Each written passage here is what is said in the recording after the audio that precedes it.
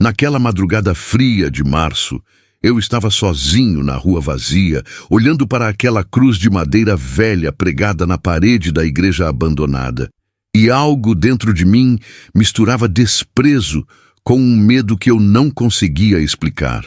Há algo que nunca contei a ninguém sobre aquela noite, algo que mudou cada fibra do meu ser e rasgou o véu de trevas que eu mesmo tinha costurado sobre minha alma durante anos de rebeldia, consciente contra tudo que era sagrado.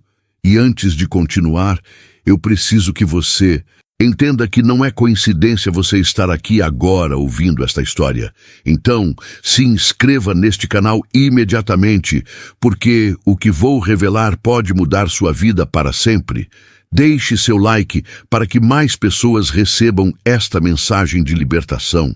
E se você conhece alguém preso em trevas ou em qualquer tipo de escravidão espiritual, compartilhe este vídeo agora, porque pode ser a última chance que essa pessoa tem de ouvir a verdade que liberta. O vento soprava gelado, trazendo o cheiro de chuva, que ainda não tinha caído, e meus dedos tremiam não apenas pelo frio, mas por uma sensação estranha de que algo maior do que eu estava prestes a acontecer naquele momento exato. Eu tinha 28 anos. Havia passado 7 deles mergulhado em rituais sombrios, invocações que me enchiam de uma falsa sensação de poder, e por muito tempo acreditei que tinha escolhido o caminho certo ao rejeitar a fé cristã que minha avó tanto tentou me ensinar antes de partir. Talvez você já tenha se sentido assim, como se estivesse no controle de tudo, mas ao mesmo tempo completamente vazio por dentro, como se cada vitória fosse apenas mais um degrau descendo para um abismo sem nome. E se isso descreve você neste momento, então comente: eu preciso de libertação, para que possamos orar especificamente por você, porque o que aconteceu comigo aquela noite pode acontecer com você hoje. O silêncio daquela rua às 3 da manhã parecia gritar verdades que eu não queria ouvir. E quando olhei novamente para aquela cruz simples e desgastada pelo tempo, algo em meu peito apertou como se uma mão invisível estivesse tocando a parte mais escondida da minha história. Eu cresci vendo minha avó ajoelhada todas as noites diante de um pequeno altar em casa, suas mãos calejadas segurando um rosário gasto enquanto sussurrava orações, que naquela época me pareciam palavras vazias, jogadas ao vento. Ela falava de Jesus como se o conhecesse pessoalmente, como se ele estivesse ali na sala conosco. E eu lembro de pensar que aquilo era fraqueza, que pessoas fortes não precisavam de um Deus invisível para enfrentar a vida. Quando completei 18 anos, já estava frequentando grupos que prometiam conhecimento oculto, poder real, domínio sobre as circunstâncias através de forças que a igreja chamava de demoníacas, mas que eles apresentavam como antigas sabedorias escondidas pela religião organizada. O primeiro ritual que participei foi numa quinta-feira à noite em um porão mal iluminado, onde o cheiro de incenso estranho misturava-se com sussurros em línguas que eu não compreendia, mas que faziam minha pele arrepiar. Naquela noite, senti algo que confundi com poder, uma energia que parecia me preencher e ao mesmo tempo me esvaziar de qualquer remorso ou dúvida sobre o caminho que estava escolhendo. Nos meses seguintes mergulhei mais fundo, aprendi símbolos, decorei invocações, participei de cerimônias cada vez mais intensas, onde o nome de Cristo era deliberadamente blasfemado e a cruz era pisoteada como símbolo de rejeição total.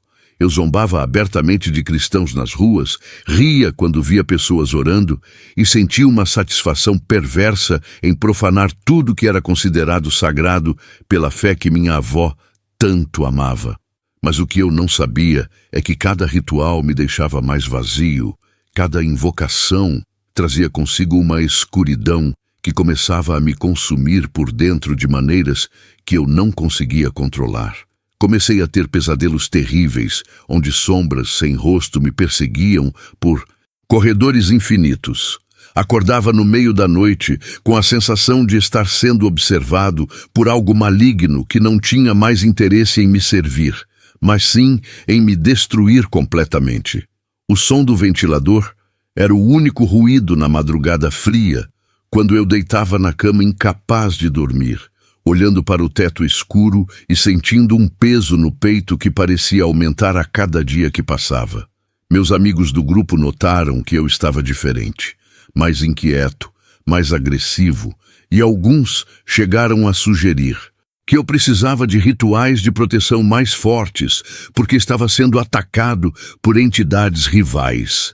A verdade que eu não admitia nem para mim mesmo era que algo dentro de mim começava a questionar se aquele poder que tanto busquei não era na verdade uma prisão disfarçada de liberdade.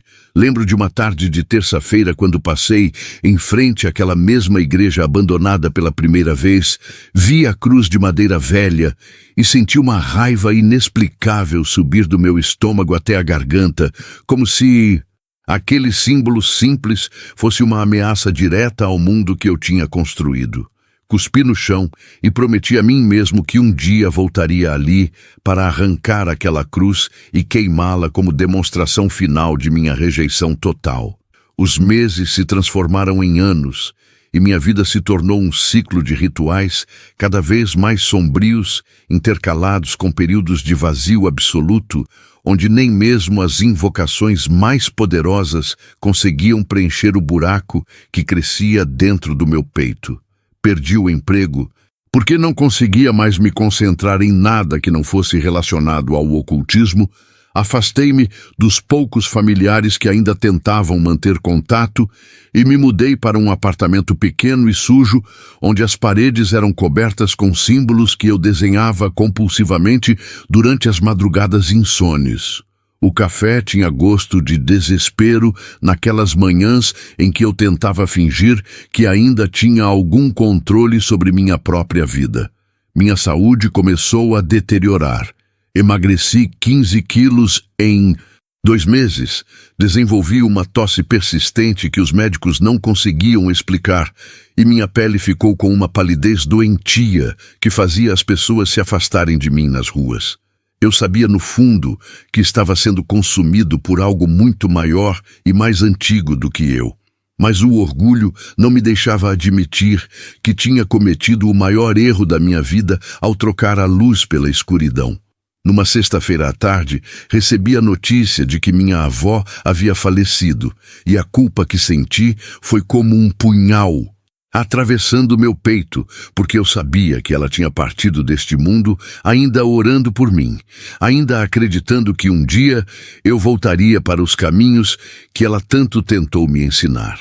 Foi 2 semanas depois do funeral que eu me encontrei novamente naquela rua vazia, olhando para a cruz da igreja abandonada.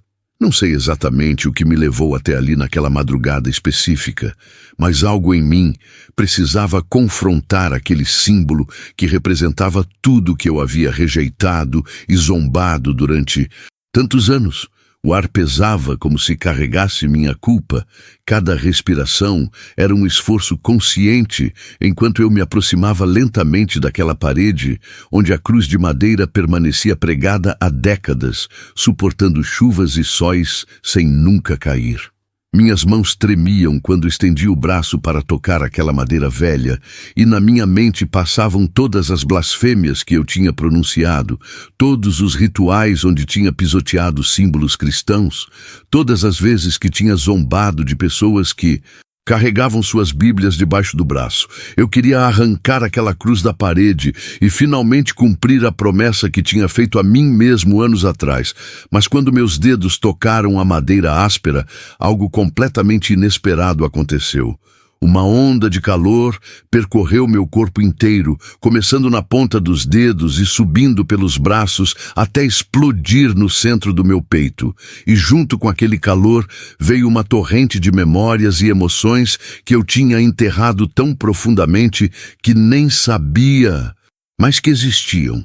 Vi o rosto da minha avó orando por mim, ouvi sua voz me chamando pelo apelido de infância que ninguém mais usava, senti o cheiro do bolo que ela fazia todos os domingos antes de irmos para a missa que eu tanto odiava ter que frequentar. Pare, respire, o Espírito está prestes a falar. Naquele momento, algo dentro de mim se quebrou de uma forma que não consigo descrever com palavras humanas, como se todas as paredes que eu tinha construído ao redor do meu coração desmoronassem de uma vez só. Minhas pernas fraquejaram e eu caí de joelhos ali na calçada suja ainda, com a mão encostada naquela cruz de madeira, e pela primeira vez em 7 anos eu chorei. Mas não foram lágrimas comuns, eram soluços profundos que vinham de um lugar tão fundo dentro de mim que nem sabia que existia. As palavras saíam da minha boca sem controle, um grito que ecoou naquela rua vazia às 3 da manhã, e eu ouvi minha própria voz dizendo algo que minha mente consciente não tinha planejado dizer. Eu vi ele, eu vi ele.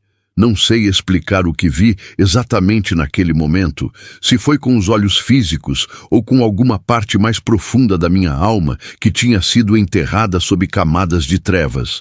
Mas por uma fração de segundo, que pareceu durar uma eternidade, eu vi um rosto cheio de compaixão, olhando diretamente para mim, não com raiva ou julgamento, mas com um amor tão puro e devastador que todas as minhas defesas simplesmente evaporaram.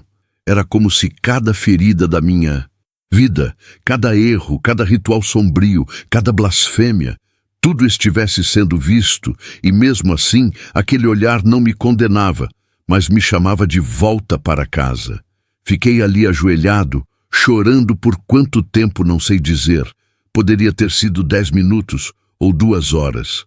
O tempo parecia ter perdido completamente seu significado, enquanto meu corpo inteiro convulsionava com o peso de anos de culpa e vergonha, finalmente encontrando uma saída. O céu começava a clarear quando finalmente consegui me levantar. Minhas roupas estavam sujas da calçada molhada pelo orvalho, meus olhos ardiam de tanto chorar e minha garganta doía de tanto gritar, mas pela primeira vez em anos eu senti algo que tinha esquecido completamente que existia: paz. Não era uma paz que fazia sentido na minha mente, porque nada na minha situação tinha mudado objetivamente. Eu ainda estava desempregado, ainda morava naquele apartamento imundo cheio de símbolos satânicos, ainda tinha as mesmas dívidas e os mesmos problemas. Mas algo fundamental tinha se transformado na essência do meu ser.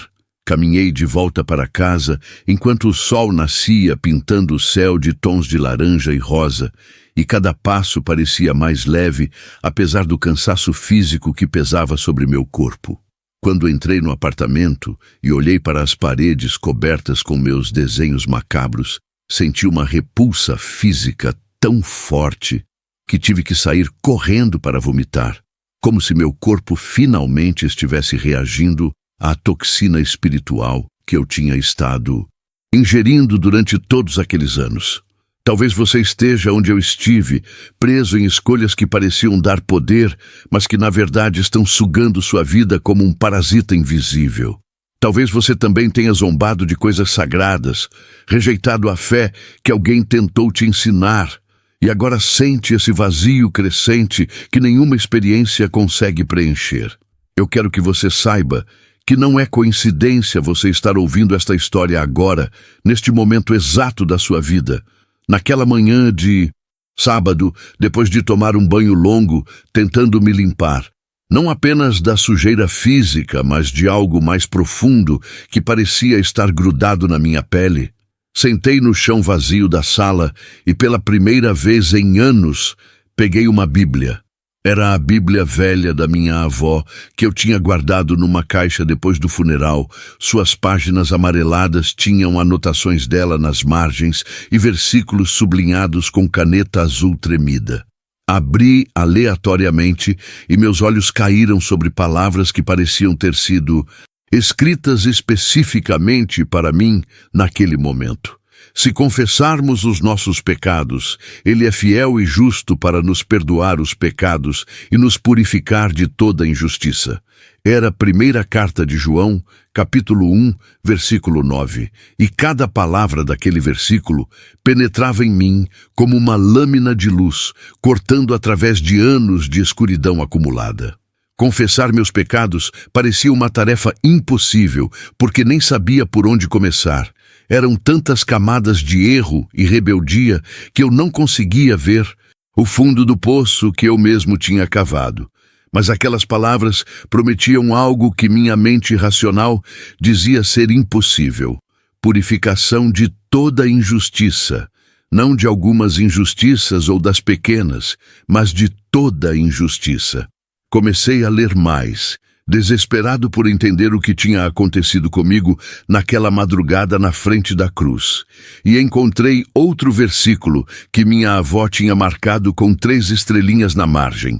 Ainda que os vossos pecados sejam como a escarlata, eles se tornarão brancos, como a neve. Ainda que sejam vermelhos como o carmesim, se tornarão como a branca lã. Isaías, capítulo 1, versículo 18. Aquelas palavras eram ao mesmo tempo um consolo e uma agonia, porque eu sabia que meus pecados não eram apenas como escarlata, eram como breu, como tinta preta que tinha manchado cada canto da minha alma. Como poderia algo tão sujo se tornar branco como neve? Como poderia alguém que tinha deliberadamente servido às trevas durante anos ser purificado? A lógica humana dizia que era impossível, mas algo novo que estava nascendo dentro de mim sussurrava que com Deus todas as coisas eram possíveis. Passei o resto daquele sábado lendo a Bíblia compulsivamente, pulando de um versículo para outro, seguindo as anotações da minha avó. E era como se ela estivesse ali comigo, guiando minha jornada de volta, através das palavras que ela tinha marcado, sabendo que um dia eu precisaria delas. Encontrei o Salmo 51, onde Davi clama: cria em mim, ó Deus, um coração puro e renova dentro de mim um espírito inabalável. Aquelas palavras se tornaram minha oração porque eu sabia que precisava de um coração completamente novo, não apenas remendado ou reformado, mas criado do zero, porque o que eu tinha estava corrompido até a raiz. A tarde caiu e eu não tinha comido nada o dia inteiro, mas não sentia fome, apenas uma sede inexplicável, por mais daquelas palavras que pareciam água fresca caindo sobre uma terra seca e rachada. Quando a noite chegou, me vi diante de uma escolha muito prática e concreta. O que fazer com todos aqueles objetos, livros e símbolos que enchiam meu apartamento? Alguns tinham custado muito dinheiro. Outros eram considerados raros nos círculos ocultistas que eu frequentava. Mas olhar para eles agora me causava uma náusea física e espiritual que não podia mais ignorar. Algo muda dentro de você agora quando entende que algumas portas precisam ser fechadas com violência, não gentilmente, porque deixá-las entreabertas é um convite para que as trevas voltem. Passei a noite inteira de sábado para domingo reunindo tudo que tinha conexão com meu passado satânico. Cada livro de magia negra, cada amuleto, cada pedaço de papel com invocações escritas, cada vela especial, cada símbolo desenhado nas paredes. Enchi 5 sacos grandes de lixo com aquilo tudo. E de madrugada, levei até uma área vazia nos arredores da cidade, onde fiz uma fogueira e queimei absolutamente tudo, enquanto observava as chamas, consumindo anos de engano e aprisionamento. Chorei novamente, mas desta vez eram lágrimas diferentes. Eram lágrimas de alguém que estava sendo libertado de correntes invisíveis que nem sabia que carregava. O cheiro da fumaça subia para o céu da madrugada e eu orava de forma desajeitada, tropeçando nas palavras, porque não sabia orar direito, mas dizendo de coração: Deus, eu não sei se tu podes me perdoar depois de tudo que eu fiz, mas eu preciso de ajuda, eu preciso de um milagre, eu preciso que tu refaças minha vida do Zero, porque eu destruí completamente tudo que toquei. Não ouvi trovões, nem vi relâmpagos naquele momento, mas algo profundo dentro de mim se moveu como uma porta enferrujada, sendo aberta depois de décadas fechada, e uma brisa fria, mas não desconfortável, tocou meu rosto enquanto eu observava os últimos restos daquele passado se transformarem em cinzas. Quando voltei para o apartamento, já era quase 6 da manhã de domingo, e pela primeira vez notei como aquele lugar era realmente depressivo e sujo. Passei o dia inteiro limpando cada canto, lavando paredes, jogando fora coisas quebradas e inúteis que eu tinha acumulado. E quando a tarde caiu, o apartamento ainda era pequeno e velho, mas pelo menos estava limpo e as paredes estavam vazias, esperando para serem preenchidas com algo novo.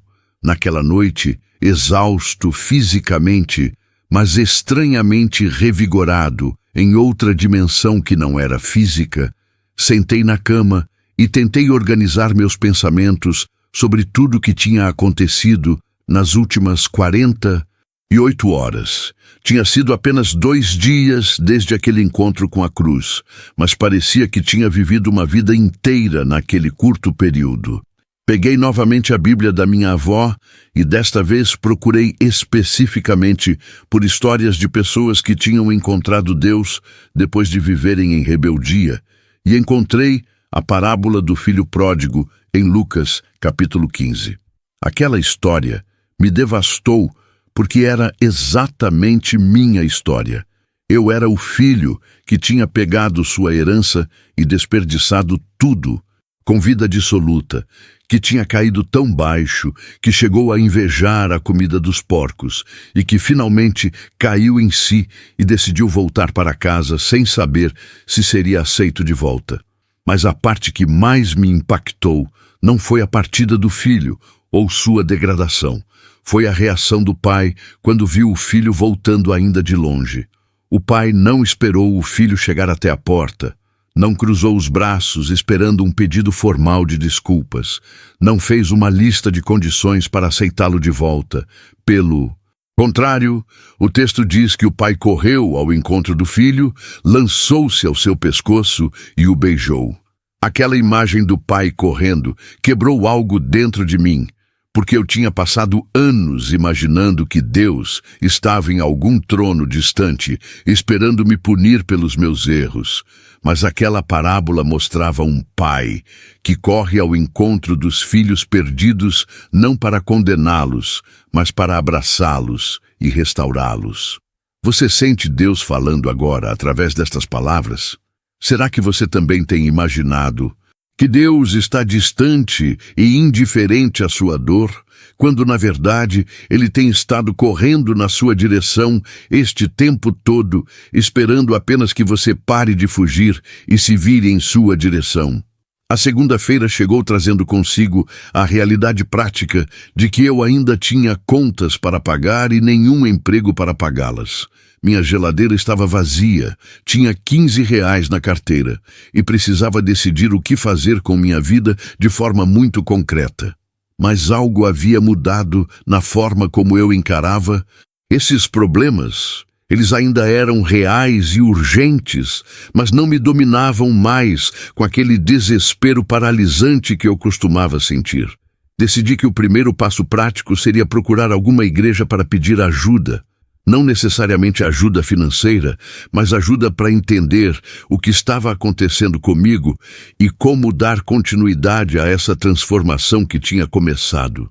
Encontrei uma pequena igreja evangélica a 3 quarteirões do meu apartamento, um prédio simples, com paredes precisando de pintura e um letreiro modesto que dizia apenas Igreja Evangélica Comunidade Resgate. Fiquei parado na frente da porta por uns 10 minutos, tentando juntar coragem para entrar, porque tinha tanto medo de ser reconhecido como quem eu havia sido, de ser rejeitado ou exposto. Mas finalmente empurrei a porta e entrei num salão pequeno com cadeiras de plástico e um púlpito simples de madeira. Havia uma senhora idosa organizando inários nas cadeiras, e ela me olhou com um sorriso gentil que me lembrou Imediatamente da minha avó. Perguntei se o pastor estava disponível, e ela disse que ele chegaria em meia hora para uma reunião de oração, e me convidou para sentar e esperar. Sentei numa das cadeiras do fundo e olhei ao redor daquele espaço simples que não tinha nada de impressionante do ponto de vista arquitetônico ou estético, mas que emanava uma paz que eu não conseguia explicar. As paredes tinham alguns quadros com versículos escritos à mão. O chão era de cimento queimado, mas limpo, e havia um crucifixo de madeira atrás do púlpito, não muito diferente daquele que eu tinha tocado na igreja abandonada. Quando o pastor chegou, um homem de uns 50 anos com cabelos grisalhos e sorriso caloroso, eu não sabia exatamente o que dizer ou por onde começar. Ele se apresentou como o pastor Marcos e me levou para uma salinha nos fundos que servia como seu escritório. Um espaço minúsculo com uma escrivaninha velha e duas cadeiras desconfortáveis, e me ofereceu água com uma naturalidade que me fez relaxar um pouco. Comecei a contar minha história de forma atropelada, pulando partes e voltando, tentando explicar o inexplicável, e várias vezes me peguei esperando ver nojo ou medo no rosto dele quando eu contava sobre meu envolvimento com o satanismo. Mas o que eu vi foi apenas atenção genuína e compaixão. Quando terminei de falar, já era quase meio-dia e eu estava exausto emocionalmente de reviver tudo aquilo em palavras. Pastor Marcos ficou em silêncio por alguns momentos. Não um silêncio desconfortável, mas um silêncio de alguém que está realmente processando e pesando suas palavras antes de falar. Finalmente, ele disse algo que nunca vou esquecer. Meu filho, você não chegou aqui por acaso. Deus tem perseguido você com seu amor implacável, e o que você viveu naquela madrugada foi um encontro real com Jesus Cristo. Agora começa a parte mais difícil, que é aprender a viver essa nova vida dia após dia. Ele abriu sua Bíblia e me mostrou Filipenses capítulo 1, versículo 6. Estou plenamente certo de que aquele que começou boa obra em vós há de completá-la até ao dia de Cristo Jesus. Explicou que a transformação que tinha começado em mim não era minha obra, mas obra de Deus, e que Ele mesmo se comprometia a completar o que havia iniciado, mas que eu precisaria cooperar com esse processo através de passos práticos de obediência. Silencie o coração. O céu fala no intervalo da dor. Pastor Marcos me ajudou a estabelecer o que ele chamou de fundações da nova vida. Ler a Bíblia diariamente, nem que fosse apenas um capítulo. Orar mesmo que de forma desajeitada, congregar com outros crentes para não ficar isolado e cortar completamente qualquer contato com pessoas ou lugares do meu passado satânico. Ele também me disse algo muito importante sobre batalha espiritual. Você saiu de um território que não vai gostar de perder um soldado. Haverá resistência, haverá tentações de voltar, haverá vozes internas dizendo que você não mudou de verdade e que Deus não pode perdoar algo tão grave. Mas você precisa aprender a reconhecer essas vozes como mentiras do inimigo e combatê-las com a palavra de Deus. Me deu uma Bíblia nova, simples, mas em bom estado, e marcou alguns versículos que ele disse que eu deveria decorar para usar como armas espirituais quando os ataques viessem. Antes de eu sair, ele orou por mim. Uma oração longa e específica, pedindo proteção divina, sabedoria para os novos caminhos, provisão material e cura para todas as feridas que eu carregava tanto no corpo quanto na alma. Saí dali com a Bíblia nova debaixo do braço e uma sensação estranha de estar começando a vida do 0 aos 28 anos. No caminho de volta para casa, parei em um mercadinho e com os R$ 15 comprei arroz, feijão e ovos, o suficiente para 3 ou 4 dias se eu comesse com moderação. O dono do mercado, seu Antônio, um senhor português que eu conhecia de vista, mas nunca tinha conversado, notou algo diferente em mim e perguntou se eu estava bem. Pela primeira vez na vida, eu tive coragem de ser honesto e disse: Estou começando uma vida nova, seu Antônio. Estraguei tudo, mas estou recomeçando. Ele me olhou com aqueles olhos cansados de quem já viu muita coisa e disse: nunca é tarde para recomeçar, rapaz. Minha filha também estragou tudo com drogas e hoje tem 3 anos limpa. Deus é bom. Me deu uma banana extra de graça e disse para eu voltar na semana seguinte, que talvez tivesse um serviço de descarregar caminhão para mim se eu estivesse interessado. Aquela pequena gentileza me impactou profundamente porque era uma confirmação prática de que Deus estava realmente começando a abrir portas na minha vida. Os dias seguintes foram uma mistura de momentos de paz profunda com ataques severos de dúvida e tentação. Terça-feira à noite, sozinho no apartamento, comecei a ouvir vozes internas que eu reconhecia do meu passado, sussurros sedutores dizendo que eu estava sendo ridículo, que tinha jogado fora poder real por uma experiência emocional, que Deus não era real e que eu estava apenas tendo uma crise psicológica. Meu corpo começou a tremer e suar frio. A ansiedade subiu como uma onda, querendo me afogar, e por um momento pensei que estava tendo um ataque de pânico. Foi então que me lembrei das palavras do pastor Marcos sobre usar a palavra de Deus como arma. Peguei a Bíblia com mãos trêmulas e li em voz alta, mesmo que trêmula, o versículo que ele tinha me mandado decorar. Porque Deus não nos deu espírito de covardia, mas de poder, de amor e de moderação. 2 Timóteo capítulo 1, versículo 7. Repeti aquele versículo várias vezes em voz alta, cada vez um pouco mais firme. E as vozes foram diminuindo até finalmente silenciarem completamente. Passei a madrugada inteira acordado lendo a Bíblia, não porque fosse extremamente devoto, mas porque tinha medo de dormir e ter pesadelos que costumava ter quando estava envolvido com o ocultismo. Quinta-feira pela manhã, voltei ao mercado do seu Antônio e ele me levou para descarregar um caminhão de verduras que tinha chegado. O trabalho era pesado, meu corpo já enfraquecido reclamava a cada caixa levantada. Mas havia uma dignidade naquele trabalho honesto que eu não sentia há anos. Seu Antônio me pagou R$ 50 no final do dia e disse que se eu aparecesse na segunda-feira, tinha mais trabalho. R$ 50 não eram nada comparado com o que eu já tinha ganho no passado, mas eram R$ 50 honestos, suados, sem nenhuma sombra ou compromisso com trevas. Comprei comida, paguei uma parte atrasada da conta de luz e ainda sobrou um pouco.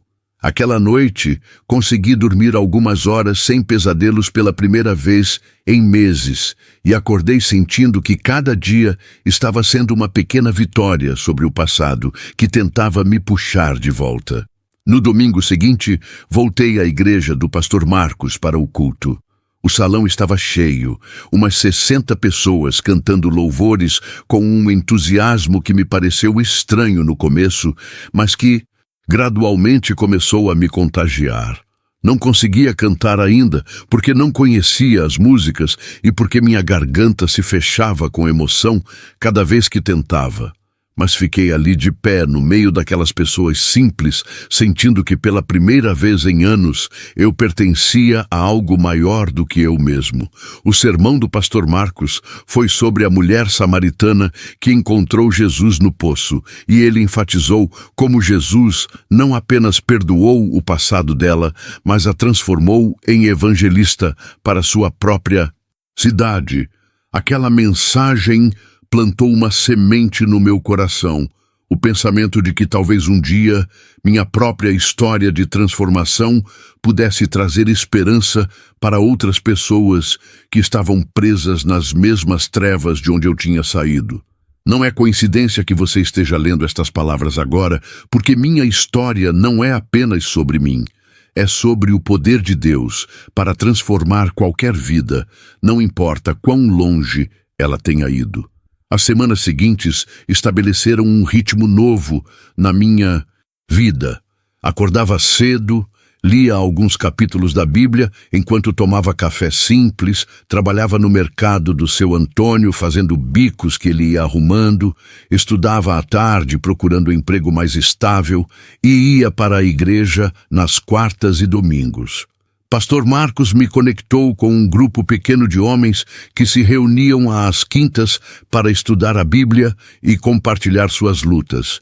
E embora no começo fosse extremamente difícil confiar e me abrir, gradualmente comecei a experimentar o que significava ter irmãos na fé. Um deles, o João, tinha um passado com drogas e já estava há 5 anos limpo, e sua história me encorajava a acreditar que mudança real e duradoura era possível.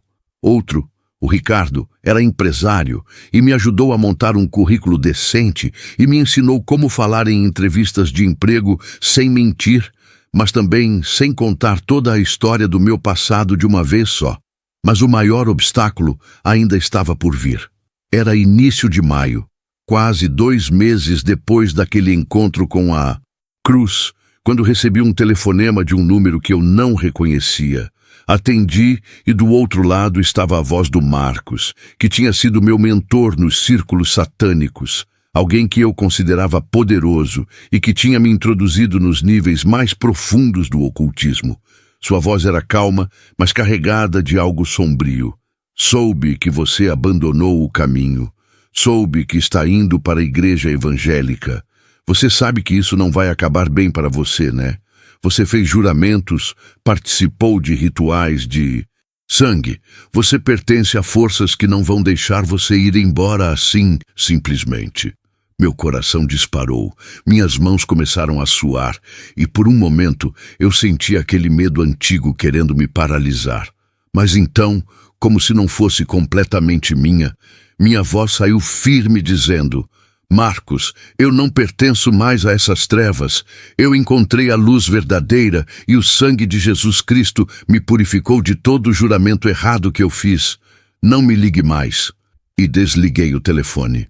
Minhas mãos tremiam tanto depois daquela ligação que deixei o celular cair no chão. Sentei na cama e comecei a orar.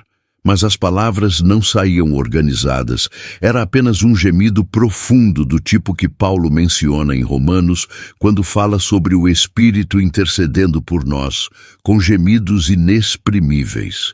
Fiquei ali por 1 hora inteira, oscilando entre medo e uma confiança frágil, mas crescente, de que Deus era maior do que qualquer força que eu tinha servido no passado.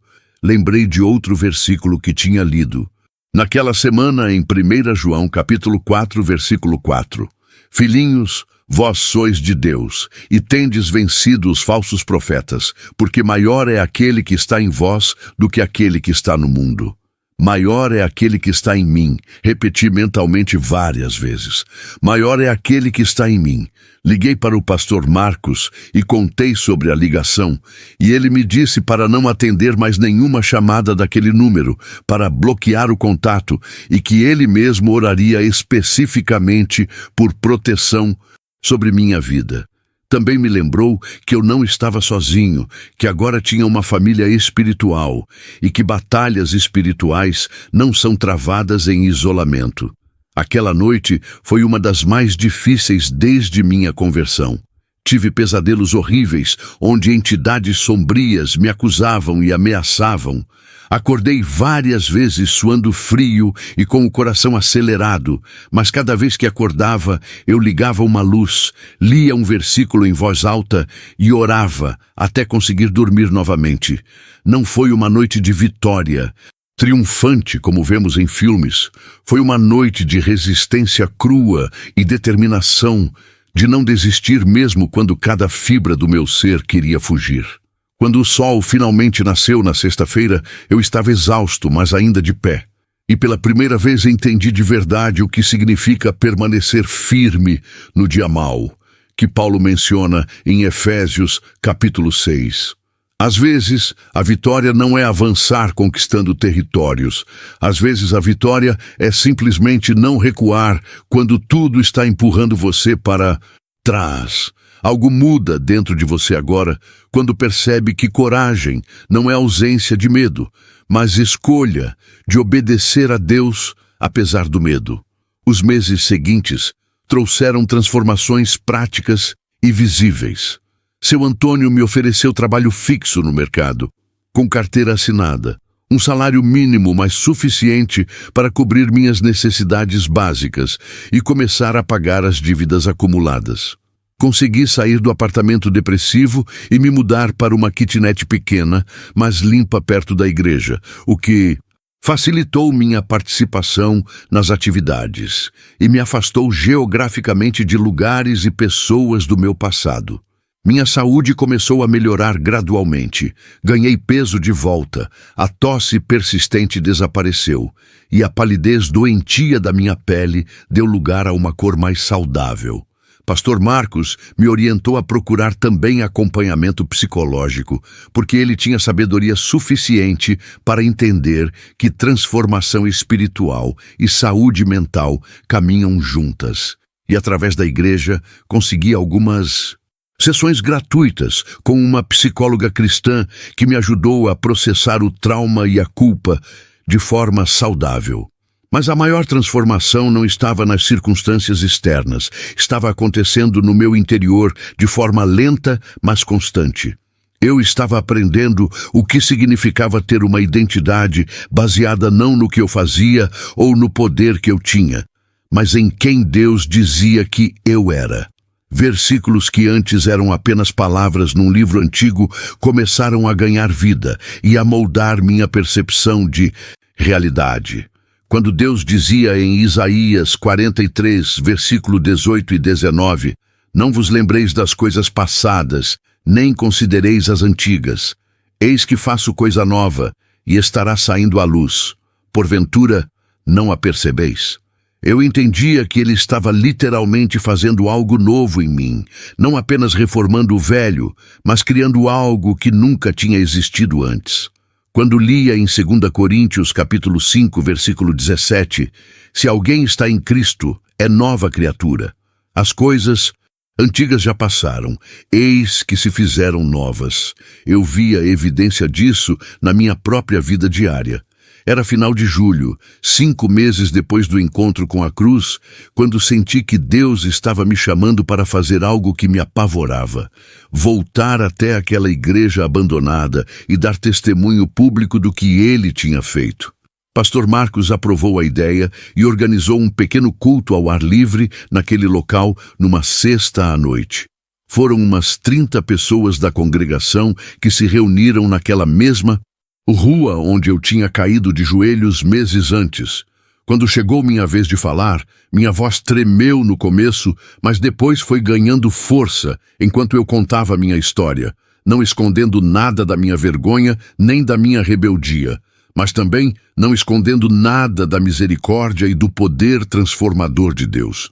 Apontei para aquela cruz velha de madeira ainda pregada na parede e disse: aquele madeiro me pareceu tão insignificante quando eu zombava dele, mas quando toquei nele, descobri que era o único lugar do universo onde minha culpa podia ser lavada pelo sangue de alguém que me amou o suficiente para morrer por mim. Houve choro naquela noite, não apenas meu, mas de várias pessoas que estavam ali. E 3 moradores de rua que tinham parado para ver o que estava acontecendo, acabaram aceitando oração. E um deles entregou a vida a Cristo ali mesmo. Naquela noite, depois que todos foram embora e eu estava sozinho novamente diante daquela cruz, ajoelhei mais uma vez, mas desta vez não. Foi em desespero e sim em gratidão profunda. Orei, mas não foi uma oração pedindo coisas, foi uma oração de entrega e consagração. Senhor, eu me cansei de lutar sozinho contra o peso da minha própria história. Me cansei de tentar ser forte quando sou tão fraco. Me cansei de fingir que conseguia controlar minha vida quando ficou provado que eu só sabia destruir. Eu entrego a Ti não apenas o medo e a vergonha que carrego, mas também meus sonhos e meu futuro. Não sei o que o amanhã vai trazer. Não, Sei se um dia vou ter uma família, um emprego melhor, realizações que o mundo considera importantes. Mas hoje eu escolho confiar em ti mesmo quando não entendo teus planos. Ensina-me a viver um dia de cada vez, a confiar quando o caminho está escuro, a obedecer quando tua vontade parece contrária à minha vontade. Pega minha história quebrada e faz dela algo que traga glória ao teu nome. Usa as minhas feridas para curar outras pessoas. Usa minha escuridão passada para mostrar quão poderosa é tua luz. Eu escolho não mais viver para mim mesmo, mas para aquele que morreu por mim e ressuscitou. Que cada dia da minha vida a partir de agora seja um testemunho vivo de que tu és real e que teu amor pode alcançar qualquer pessoa em qualquer profundidade de trevas. Não ouvi trovões, nem vi anjos naquele momento, mas algo em mim começou a se mover de uma forma diferente, como se camadas de casca dura que ainda restavam estivessem sendo removidas para expor um coração que estava aprendendo a bater no ritmo da graça. Outubro chegou trazendo flores na cidade e também uma surpresa que eu não esperava. Uma das senhoras da igreja, Dona Carmen, me procurou depois do culto e disse que sua filha gerenciava uma gráfica e estava precisando de alguém para trabalhar com design. Ela tinha contado minha história para a filha e, sabendo que eu tinha algum talento artístico pelo meu passado desenhando símbolos, a filha queria me dar uma chance. Era quase cômico pensar que as mesmas mãos que tinham desenhado símbolos satânicos poderiam agora criar material gráfico para empresas. Mas era exatamente o tipo de redenção paradoxal que Deus parecia gostar de fazer. Fui na entrevista na segunda seguinte, honesto sobre meu passado, até onde era apropriado. E a gerente, uma mulher de uns 35 anos chamada Ana, me deu uma semana de teste. Durante aquela semana dei o melhor de mim, não apenas para impressionar, mas porque tinha desenvolvido um conceito novo de trabalho como adoração, fazendo cada tarefa como se estivesse fazendo para o próprio Deus. No final da semana, Ana me ofereceu o emprego fixo com um salário que era quase o dobro do que eu ganhava no mercado. Chorei quando ela me deu a notícia, e ela ficou desconcertada sem entender por que eu estava chorando por uma notícia boa. Tentei explicar que não eram lágrimas de tristeza, mas de gratidão por ver como Deus estava literalmente restaurando minha vida, pedaço por pedaço. Ela sorriu de forma compreensiva e disse: "Minha mãe me contou um pouco da sua história. Eu não sou muito religiosa, mas acredito que quando alguém realmente muda, merece uma segunda chance." Aquele emprego não era apenas uma fonte de renda, era uma confirmação tangível de que Deus estava cumprindo sua promessa de restaurar os anos que os gafanhotos tinham comido, como está escrito em Joel, capítulo 2, versículo 25. Comecei na gráfica em novembro e pela primeira vez em anos sentia que tinha não apenas um emprego, mas um propósito, usando criatividade que Deus tinha colocado em mim de forma redimida. Dezembro chegou e com ele o primeiro ano completo desde minha conversão. A igreja planejou um culto especial de fim de ano na véspera de Natal e pastor Marcos me pediu para compartilhar meu testemunho novamente, desta vez de forma mais estruturada, para ser gravado e compartilhado. Passei dias orando e preparando o que dizer, não querendo glorificar as trevas, mas também não querendo diminuir a profundidade da transformação que Deus tinha operado. Na noite do dia 24, diante de uma igreja cheia de pessoas, incluindo muitos visitantes, contei minha história por cerca de 40 minutos. Falei sobre como o poder que eu buscava no satanismo era uma farsa que me aprisionava, enquanto a rendição que encontrei em Cristo me trouxe liberdade verdadeira. Falei sobre como pensava que Deus era distante e indiferente até descobrir que Ele tinha estado me perseguindo com amor implacável durante todos aqueles anos de rebeldia. Falei sobre a cruz, aquele símbolo que eu tinha zombado, mas que se revelou como o único lugar do universo onde justiça e misericórdia se encontram perfeitamente. Quando terminei, pastor Marcos me abraçou com lágrimas nos olhos e disse algo que nunca esquecerei.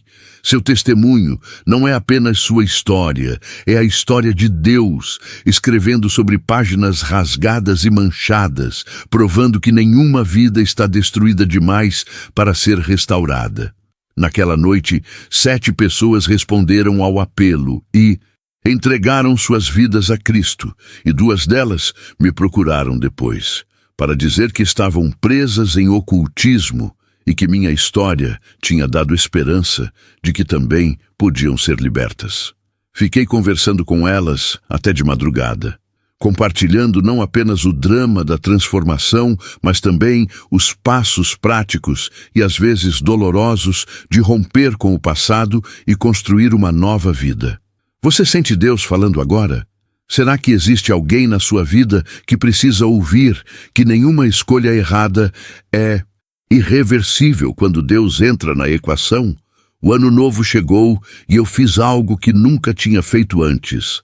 Estabeleci resoluções espirituais além das práticas.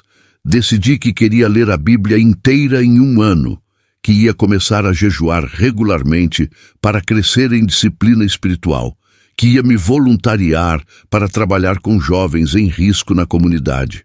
Pastor Marcos me orientou a não fazer tudo de uma vez, para não me sobrecarregar, mas eu tinha uma fome genuína de crescer que vinha não de obrigação religiosa, mas de um amor crescente por aquele que tinha me resgatado do poço.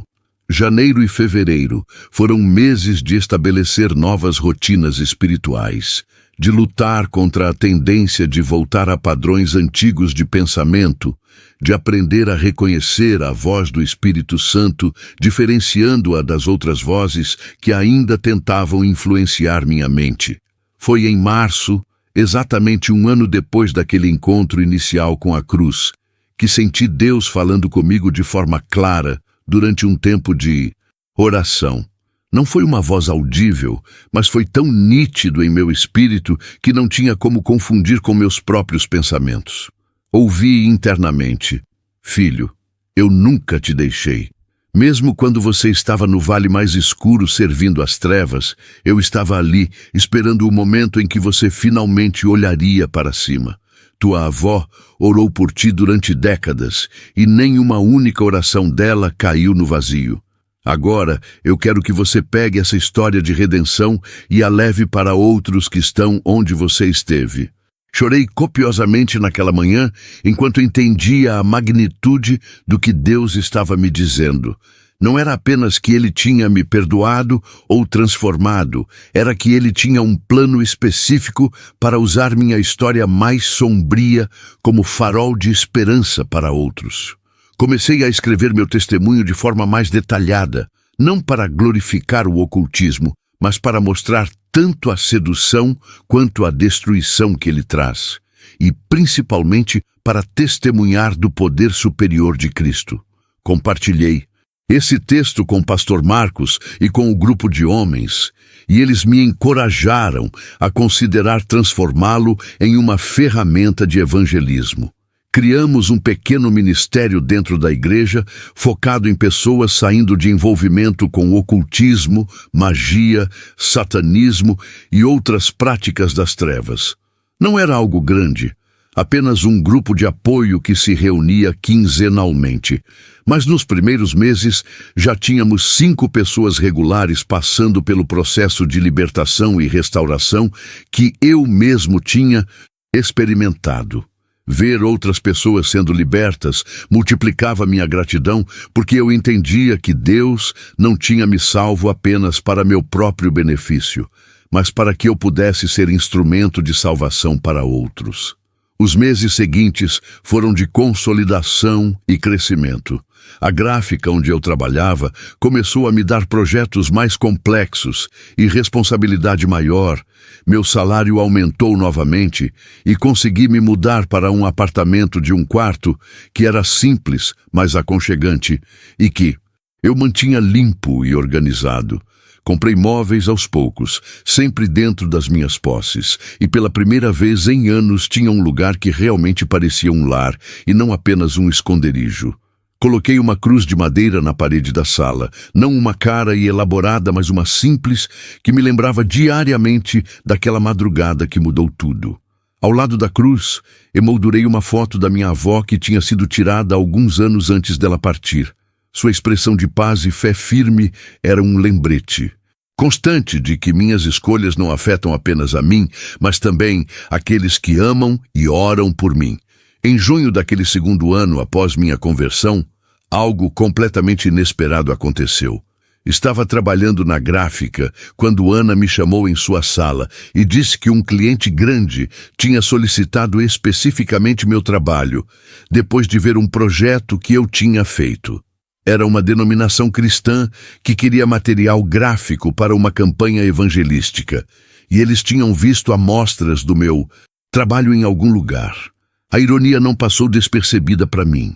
Uma igreja querendo contratar alguém que 1 ano e meio atrás estava do outro lado da guerra espiritual. Ana perguntou se eu estava confortável com isso, e eu disse que seria uma honra. Durante as reuniões com os representantes da igreja cliente, fui honesto sobre meu passado quando o contexto permitiu, e eles ficaram ainda mais convencidos de que eu era a pessoa certa porque eu entendia tanto o lado das trevas quanto o poder da mensagem que eles queriam comunicar. Aquele projeto tomou 3 meses para ser completado e foi um dos trabalhos mais significativos da minha vida. Cada peça gráfica que eu criava era feita com oração, pedindo que Deus usasse aquelas imagens e palavras para tocar corações da mesma forma que meu coração tinha sido tocado.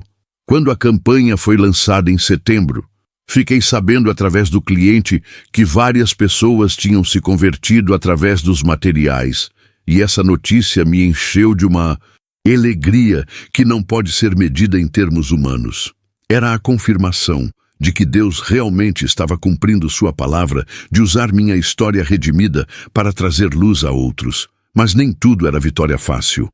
Ainda havia dias em que a luta era real e intensa. Havia dias em que memórias do passado surgiam sem aviso prévio, me fazendo duvidar se a transformação era real ou se eu estava apenas encenando uma versão melhorada de mim mesmo. Havia dias em que a solidão pesava, porque a maior parte dos meus relacionamentos anteriores tinha sido cortada por necessidade espiritual, e construir novos relacionamentos saudáveis era um processo lento. Havia dias em que minha mente tentava voltar para padrões antigos de pensamento, e eu tinha que conscientemente tomar cada pensamento cativo à obediência de Cristo, como Paulo ensina em 2 Coríntios, capítulo 10, versículo 5. Havia dias em que eu me pegava pensando se teria cometido pecados imperdoáveis demais, se tinha cruzado linhas que não podiam ser descruzadas, mas nesses momentos eu voltava para os versículos que tinha decorado especialmente. Romanos capítulo 8, versículo 1. Agora, pois, já nenhuma condenação há para os que estão em Cristo Jesus. Foi numa dessas lutas internas particularmente difícil, numa noite de outubro, quando a escuridão mental parecia estar voltando, que eu me ajoelhei novamente para orar, mas desta vez com uma profundidade que ainda não tinha experimentado. Senhor, agora entendo coisas que não entendia há 1 ano. Agora sei que transformação não é um evento único, mas um processo diário de morrer para mim mesmo e viver para Ti. Agora sei que vitória não significa ausência de batalha, mas escolha de permanecer firme em meio à batalha. Eu tinha imaginado que depois da minha conversão tudo seria mais fácil, mas Tu me ensinaste que seguir-Te não é o caminho da facilidade, mas o caminho da verdade. Obrigado por não ter desistido de mim quando eu estava nas trevas mais profundas. Obrigado por ter enviado minha avó para plantar sementes de fé que levaram anos para germinar, mas que finalmente brotaram. Obrigado por cada pessoa que Tu colocaste no meu caminho para me ajudar a crescer. Pastor Marcos, seu Antônio, Dona Carmen, os irmãos do grupo, cada um deles foi tuas mãos estendidas para mim. Agora eu te peço, usa minha vida de forma máxima para a tua glória. Não permitas que eu desperdice nem um dia desta segunda chance que tu me deste. Faz com que cada pessoa que conhecer minha história não fique impressionada comigo, mas com teu poder transformador. Ensina-me a amar pessoas que ainda estão presas nas mesmas trevas de onde tu me tiraste. Dá-me paciência para caminhar com elas, sabendo que transformação leva tempo, assim como levou tempo na minha própria vida. Recebo a história que o céu está escrevendo em mim, mesmo quando não entendo todos os capítulos, mesmo quando o processo é doloroso, porque confio que tu és o autor e consumador da minha fé. Que minha vida inteira seja uma canção de gratidão. Que meu último suspiro seja de louvor. Que quando eu partir deste mundo possam dizer não que eu fui perfeito, mas que eu fui transformado pela graça. Amém.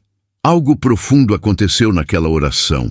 Uma consagração mais completa do que eu tinha experimentado antes. Era como se estivesse assinando com meu sangue espiritual um contrato de entrega total sem reservas.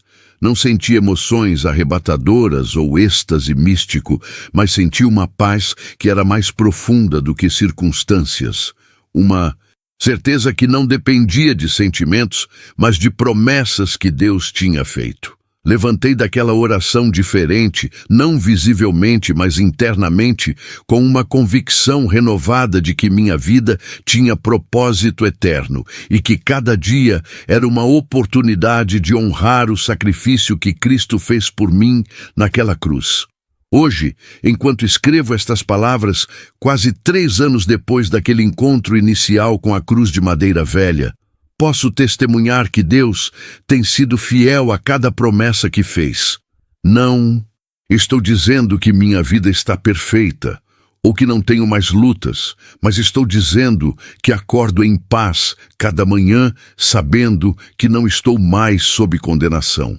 Hoje sei que o silêncio daquela madrugada de março não era a ausência de Deus, mas era o som da reconstrução sendo preparada nos bastidores invisíveis da providência divina.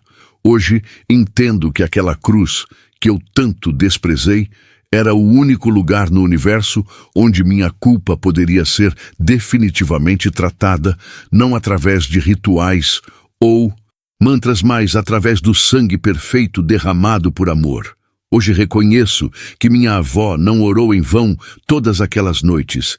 Cada lágrima dela foi coletada por Deus e cada intercessão foi uma semente que estava crescendo invisível até chegar o tempo certo de brotar.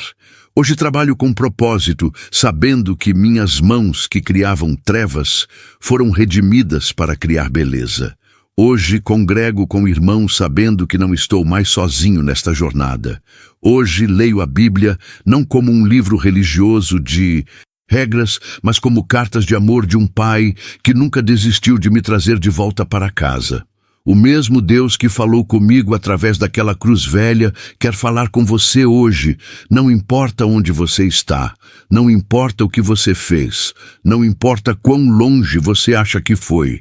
Ele tem perseguido você com amor implacável, mesmo quando você fugia, mesmo quando você o rejeitava, mesmo quando você escolhia caminhos que só traziam destruição. A cruz que parece loucura para os que perecem é poder de Deus para a salvação de todo aquele que crê. E isso inclui você que está lendo estas palavras agora, neste exato momento. Não é coincidência que você tenha chegado até aqui nesta história. É o Espírito Santo trabalhando para chamar sua atenção, para mostrar que há esperança mesmo quando tudo parece perdido, para sussurrar em seu coração que ainda há tempo de recomeçar. Talvez você não esteja envolvido com satanismo, mas está preso em outros tipos de escravidão. Vícios, relacionamentos destrutivos, padrões de pensamento que te destroem, mágoas que te consomem. A mesma cruz que me libertou tem poder para libertar você. Eu quero te convidar agora, neste momento, a fazer o que eu fiz naquela madrugada. Pare de fugir e se volte para aquele que está de braços abertos, esperando você. Não precisa ser numa igreja abandonada ou num lugar especial. Pode ser aí onde você está agora, na sala, no quarto, no ônibus, no trabalho. Simplesmente reconheça que você precisa de ajuda além de si mesmo. Confesse que sua vida, do jeito que está, não está funcionando. E peça para Jesus Cristo entrar e fazer o que só Ele pode fazer. Transformar você de dentro para fora. Não é sobre ser perfeito antes de vir a Ele. É sobre vir a Ele para que Ele possa te aperfeiçoar. Não é sobre ter sua vida organizada primeiro. É sobre entregar a desorganização para aquele que pode criar ordem a partir do caos. Respire fundo. O Espírito está presente agora, neste momento, querendo fazer em você o que fez em mim. Se você sentir no seu coração que quer dar esse passo de fé hoje, ore comigo agora. Não precisa ser com palavras elaboradas ou religiosas. Pode ser com suas próprias palavras do coração. Mas, se quiser, pode usar estas palavras como guia. Jesus, eu reconheço que sou pecador e que preciso de um Salvador. Eu creio que tu morreste na cruz pelos meus pecados e ressuscitaste ao terceiro dia. Eu me arrependo de todos os meus erros e escolhas que me afastaram de ti. Hoje eu te recebo como meu Senhor e Salvador. Entra na minha vida, transforma-me, purifica-me, ensina-me a viver de forma que te agrade. Obrigado pelo sacrifício da cruz que pagou minha dívida. A partir de hoje, eu quero viver para ti. Amém. Se você fez essa oração com sinceridade de coração, algo eterno acabou de acontecer no reino invisível. Você passou da morte para a vida, das trevas para a luz, da condenação para a justificação. Agora começa sua própria jornada de transformação. E eu quero te dar os mesmos conselhos práticos que me foram dados. Encontre uma igreja bíblica onde você possa crescer e ter comunhão com outros crentes. Comece a ler a Bíblia diariamente, nem que seja um capítulo por dia. Ore todos os dias falando com Deus como você falaria com um pai que te ama. Corte relacionamentos e situações que te puxam para o antigo estilo de vida. E seja paciente consigo mesmo, porque transformação é processo, não evento instantâneo. Você vai ter dias difíceis, vai ter momentos de dúvida, vai ter batalhas espirituais, mas lembre-se sempre, maior é aquele que está em você do que aquele que está no mundo. Escreva, eu creio nos comentários, se você fez essa oração ou se minha história tocou seu coração de alguma forma. Compartilhe este vídeo com alguém que você sabe que está em trevas e precisa ouvir que há esperança de libertação. Se inscreva no canal, porque vou continuar compartilhando histórias de pessoas reais que encontraram transformação real através do poder real de Jesus Cristo. Não histórias fantasiosas ou testemunhos fabricados, mas relatos genuínos de como Deus muda vidas. E se você está passando por qualquer tipo de luta, espiritual, emocional, física, financeira, deixe nos comentários para que possamos orar especificamente por você. Porque assim como minha avó orou por mim durante anos e suas orações foram respondidas, nós queremos orar por você e acreditar com você que Deus tem poder para transformar sua situação. Deus abençoe você ricamente, guarde seu coração, ilumine seu caminho e te conceda paz que excede todo entendimento. Que você experimente em sua própria vida o mesmo amor transformador que eu experimentei e que sua história seja mais uma evidência viva de que Jesus Cristo está vivo, está ativo e está procurando e salvando o que estava perdido.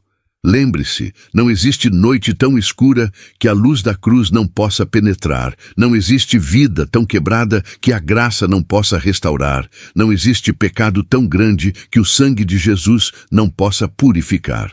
Você é amado, você é valorizado, você tem propósito e sua história não terminou ainda porque Deus ainda está escrevendo. Amém e amém.